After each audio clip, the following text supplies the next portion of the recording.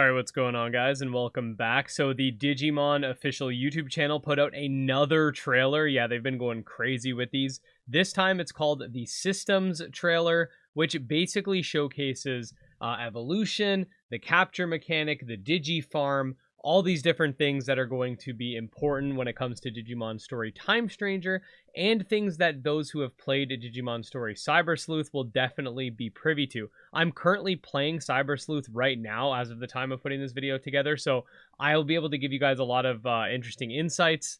So we're going to start right from the beginning. Let's just do this. I'm definitely very happy with how much they've been promoting this game. Like, in the past, they definitely did not do a lot of promo for some of their games, but this one's receiving a ton.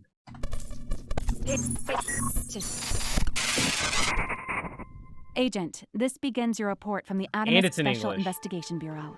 Just saying.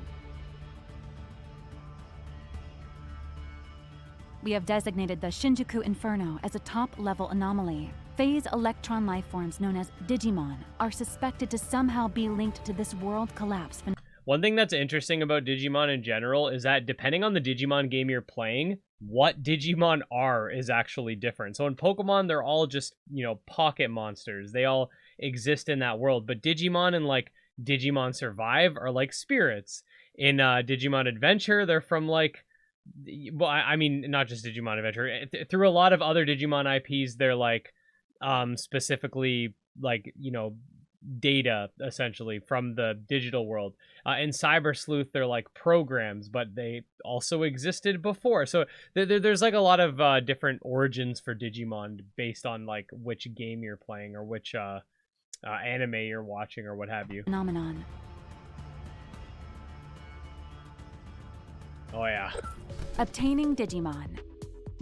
Okay, so like I said, there's going to be a lot in common with Cyber Sleuth, so this is going to be like information you might already know if you've played that game, but it's good to see what's similar and what's different. Digimon have long been suspected of a casual correlation to anomalies throughout history, and Digimon are also our best counter to such threats.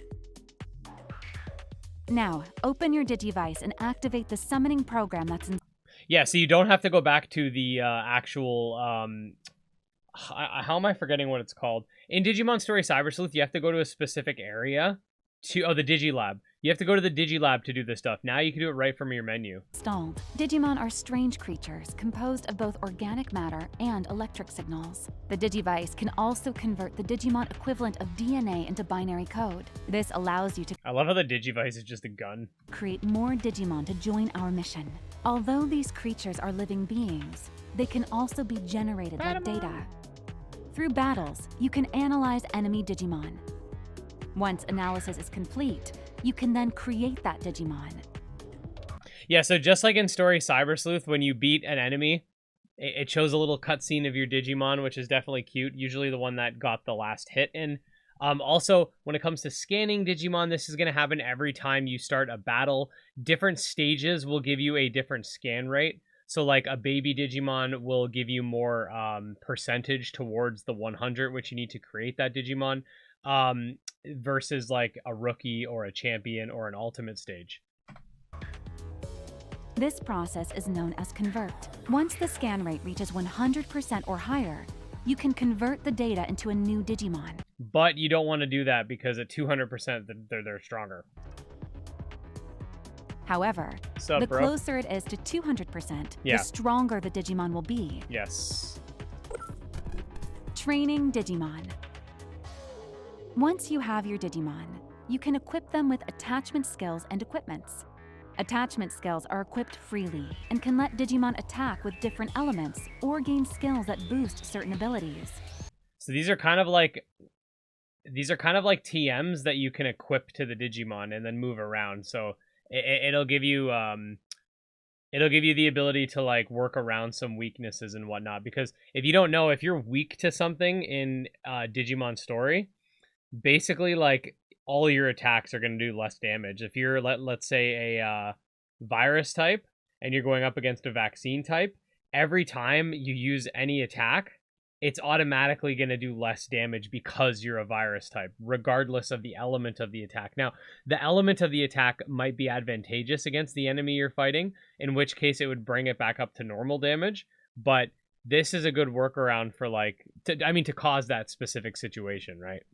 Equipment can be used to increase your Digimon's various stats and resistance. Oh, also of note, and I don't remember if I mentioned this the last time, but this game's a lot like Shin Megami Tensei. So don't think, oh, every virus type has these weaknesses, every of this type has these weaknesses, like in Pokemon. Digimon have their own weaknesses based on the Digimon. So you could see right here with, I always pronounce this thing's name wrong, with this dude here, you could see the elemental resistance chart next to the attribute resistance, and it shows specifically for this Digimon, those are its weaknesses and resistances. It's not because it's of a special type or something like that. It's not every Digimon that's this specific type, like a fire type's always weak to water, always weak to ground, etc. Each Digimon has its own specific weaknesses and resistances. Again, just like Shin Megami Tensei. Keep an eye out for these in the shops and investigate how Yeah, these are also moves that were present in Cyber Sleuth. they can strengthen your Digimon. Vulcan Napalm. We've also learned Digimon come with various attributes and elements. As you convert more Digimon, you'll be able to add a wider variety of them to your roster. Coromon. Keep these attributes and elements in mind. Digimon. Oh, okay, good. Okay. I wasn't paying much attention. I don't know if you guys know this. Able to add a wider variety of them But to your okay, roster. so we got Coromon, we got Shoutmon. I was gonna call him Growlmon. I always mix up their names. Growlmon's the Gilmon evolution. We got Frigimon. Okay, I this one's name, I always mess it up. It's like Karaisamon or whatever the heck it's called. You purists in the comments will go after me, but who cares about him? His evolution, Infirmon, is my favorite Digimon. I don't know if I've ever said that. My favorite friggin' Digimon. That thing was so creepy in the Digimon movie. I'm happy he's back. I'll go into depth about that later.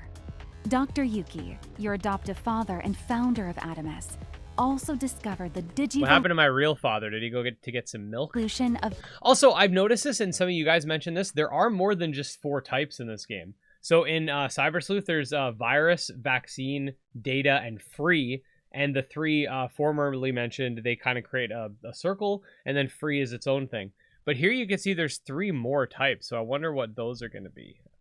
Digimon. It appears each Digimon must reach certain conditions to digivolve. Okay, evolution. This is another thing. If you're coming from Pokemon, or if you haven't actually like dived into a Digimon game before, or maybe like you watched some of the adventure anime here and there, but didn't really like watch a ton of it or whatever, Digimon have always had branched evolution, but it's more than just branched evolution. So I'm sure a lot of you guys, again, I feel like the majority of people diving into this game are going to be people who haven't touched Digimon since like watching the anime. So you might remember that episode where like Greymon turned into Skull Greymon because Tai was like pushing him too hard.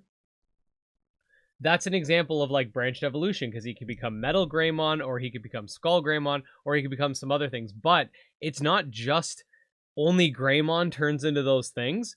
For example, so I was playing Cyber Sleuth and I got a Gilmon, right? Gilmon you might remember from Digimon Tamers. He evolves into Growlmon. That's one of his evolutions. He has like 5 different options. But then I was able to actually evolve him again into Metal Greymon, who you might think, well, that's Agumon's ultimate form. Well, no. The Digimon evolution tree is like this. Like a different Digimon can evolve into the same thing. Digimon that are like there's also Digimon that are not actually the same Digimon but look similar. Like Palmon has a color variant. Patamon has some color variants. Agumon has some color variants, and they're all different Digimon as well. So the evolution system is very intricate, and Digimon can evolve into other Digimon that share common pre-evolutions and stuff like that. Again, kind of like Shin Megami Tensei. Into other Digimon forms. Digivolution is non-linear, so you can even de-digivolve into younger forms. So why would you want to de-digivolve? There's a couple reasons. The main one is, like, let's say you're a Digimon that you want to get. Let's say you have a rookie stage, right? And there's a champion form you want to get, but the champion form has a requirement that you have to be like level 25. I think that's kind of high for a rookie. Let's say level 15, right? But the level cap for your rookie is only 14. Well, if you evolve it and then re-evolve it into the rookie form again, its level cap actually goes up. So that might be one reason why you want to do that. To set them on the Digivolution path you need. You'll need to deepen our understanding of Digivolution. Now, again, I'm playing through Cyber Sleuth right now as we speak, so I'm not an expert, but there's a lot to the game. Like, Digimon games are a lot more intricate than, you might think at just at a first glance. And deepen your bonds with the Digimon through battling. Digimon also can possess different personality traits. We've noticed Digimon personalities can impact how quickly certain aspects of Digimon can improve. Their personalities can gradually shift based on your conversations with them. Yeah, I'm not going to pretend like I'm going to be able to understand any of this. These changes also affect the Digimon's Digivolution path. With so many possible Digifarm. This is in Cyber Sleuth as well. Is... I'm not gonna lie. I threw a bunch of Digimon in there. I'm not 100% sure how it works. It can train your Digimon. You could use it to find cases, and there's some other stuff. But I definitely haven't dived into it enough yet in my playthrough. But maybe I'll know more by the time this game comes out. Is also an important way to strengthen them. Here, Digimon can train and grow on their own.